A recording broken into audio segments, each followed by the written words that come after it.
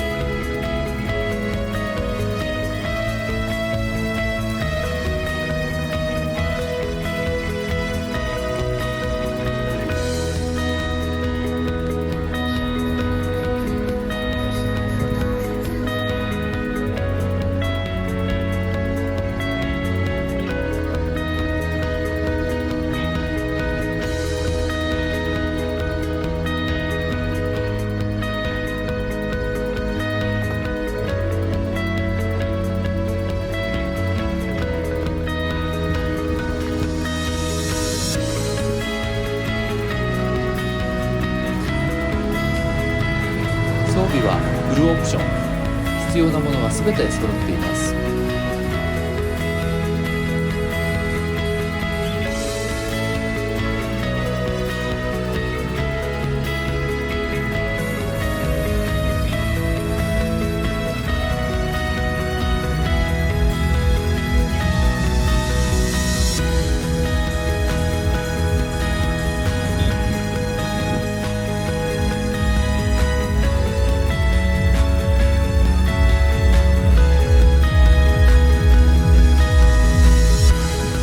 スピーカーからの音も素晴らしいものがあります。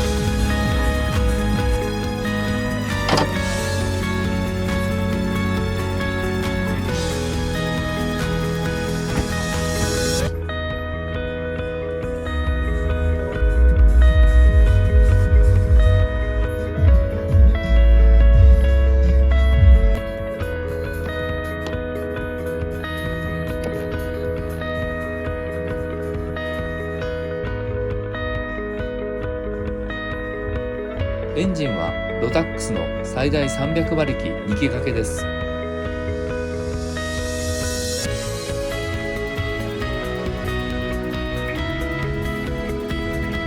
のエンジンとジェット推進により最大時速は100キロを超えるそうです。